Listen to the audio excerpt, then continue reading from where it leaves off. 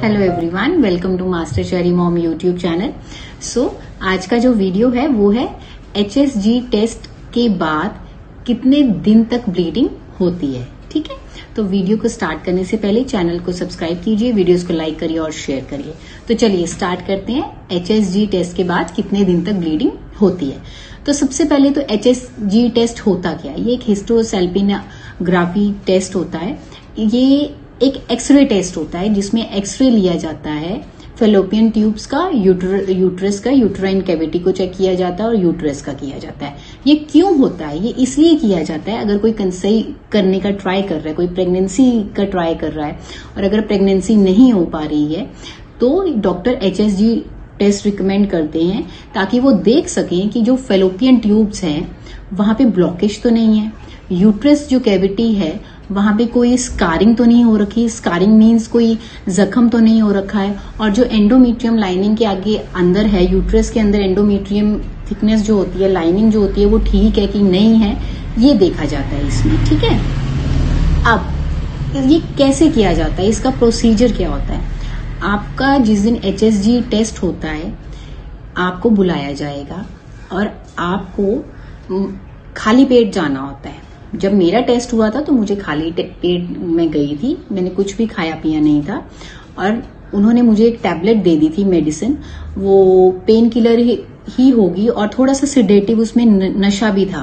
ठीक है, तो उन्होंने मुझे उस मेडिसिन को देने के बाद कोई रफली अराउंड 4 to 5 आवर्स मुझे बैठाए रखा था। जैसे मैं 8:30 मॉर्निंग पे गई थी तो 9 o'clock मुझे मेडिसिन दी गई।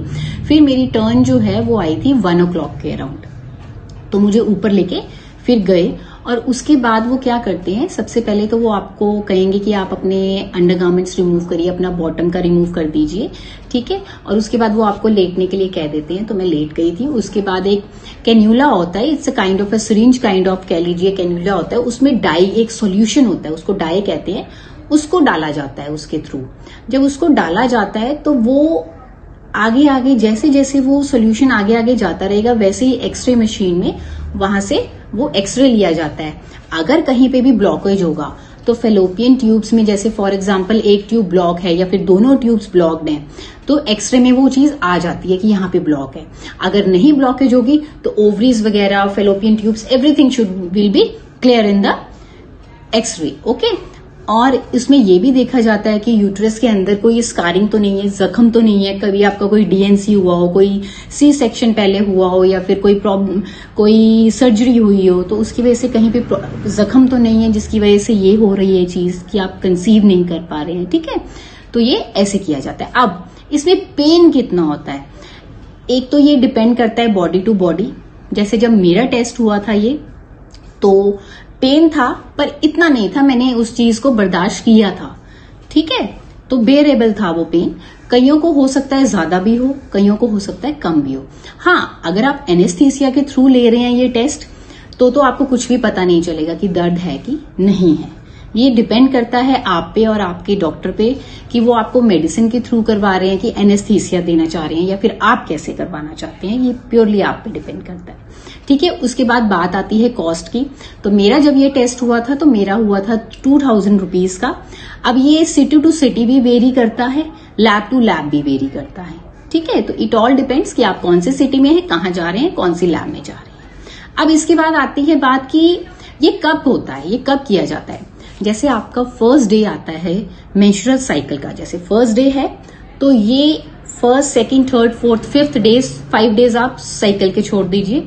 उसके बाद ये 6th डे से लेके 10th, 12th डे तक किया जाता है। डॉक्टर्स जो है डे 6 के बाद मोस्ट प्रोबेबली 10th डे या फिर 12th डे पे इसको रिकमेंड करते हैं।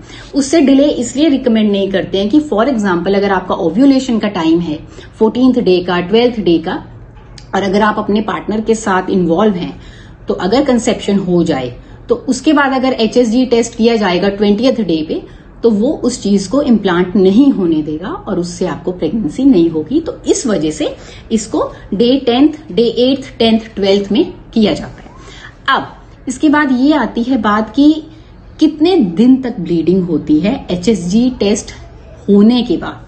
तो HSG टेस्ट होने के बाद ब्लीडिंग जो है वो स्पॉटिंग भी हो सकती है।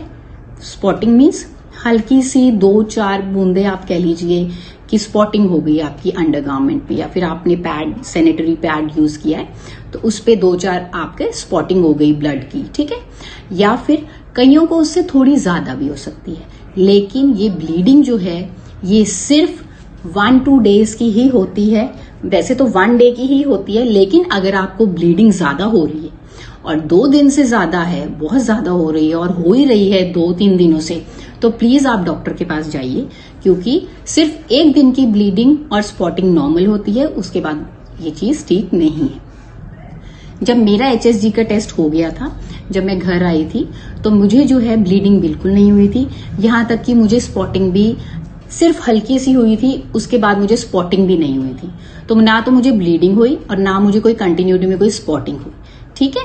तो अगर आपको ब्लीडिंग हो रही है, 1 दिन से ज्यादा हो गया है, या फिर आपको स्पॉटिंग भी 1 दिन से ज्यादा 2-3 दिन हो रही है, तो प्लीज आप अपने गायनी के पास जाइए और उनको कंसल्ट करिए, ठीक है। Don't ignore this thing. I hope ये वीडियो आपके लिए हेल्पफुल रही होगी। जाने से पहले चैनल को सब्सक्राइब कीजिए, वीडियोस को लाइक करिए और शेयर करिए, एंड मेरी और भी वीडियोस हैं उनको जरूर देखिए, वो मेरे एक्सपीरियंस के ऊपर हैं, वो आपके लिए बहुत हेल्पफुल रहेंगी। सो मिलते हैं नेक्स्ट वीडियो में। Till then, bye bye, take care and thank you.